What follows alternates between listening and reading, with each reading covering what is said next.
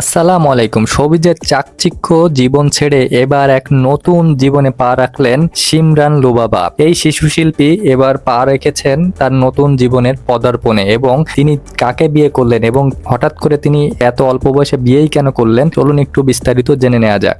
দেখুন, মাত্র 16 বছর বয়সে ইসলামী বিধান মেনে তিনি বিবাহ বন্ধনে আবদ্ধ হয়েছেন এই শিমরান লুবাবা।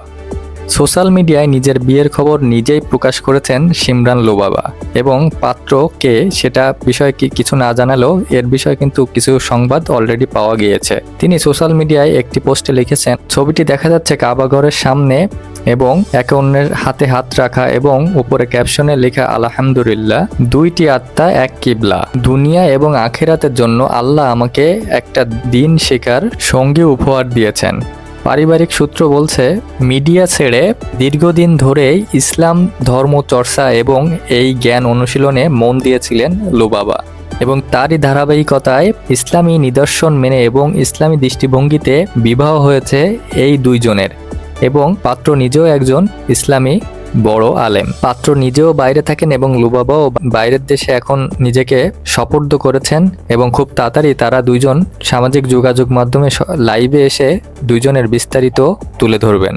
দেখুন, লুবাবার বিয়ের খবরটা প্রকাশ্যে আসতেই প্রশংসায় ভাসাচ্ছেন নেটিজেনরা, এবং তার পোস্টে হাজার হাজার কমেন্ট তাকে শুভেচ্ছার বার্তায় ভরে দিচ্ছে।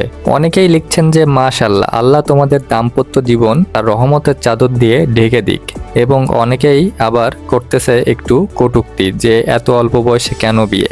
যে যতই যায় বলুক না কেন, লুবাবা কিন্তু তার ইসলামিক মন মানসিকতা এবং তার ধীর্ণতা সব থেকে উপরেই রেখেছেন। এবং পাত্র বিষয়ে যতটুকু জানা গিয়েছে, পাত্র এবং তাদের পরিবার কুয়েত এবং সৌদি আরবে তাদের সুগন্ধি ব্যবসার সাথে জড়িত, এবং পাত্রের নাম মাহমুদ বিন মুনিম, এবং তিনি একজন আলেম এবং পবিত্র কোরআনের হাফেজ। তিনি কওমি মাদ্রাসা থেকে দাওরা হাদিস শেষ করেছেন এবং পড়াশোনা করেছেন ঢাকা এবং নরসিংদীর বিভিন্ন মাদ্রাসায়। এবং পরবর্তীতে জানা গেছে মাহমুদ বিন মুনিম নামে এই প্রবাসী আলেমের সাথেই লুবাবার বাগদান সম্পন্ন হয়েছে। তিনি জানিয়েছেন যে দুই পরিবারের সম্মতি অনুযায়ী ঘরোয়া পরিবেশে বাগদান অনুষ্ঠিত হয়েছে। বাংলাদেশের সরকারের আইন অনুযায়ী নির্ধারিত সময়ে বিয়ের আনুষ্ঠানিকতা সম্পন্ন হবে বলেও জানান তিনি। এ বিষয়ে আপাতত বিস্তারিত কিছু না জানিয়ে সবার কাছে দোয়া কামনা করেছেন। ভিডিওটি কেমন লাগলো অবশ্যই জানাবেন, ভালো লাগলে পাশে থাকবেন। ধন্যবাদ।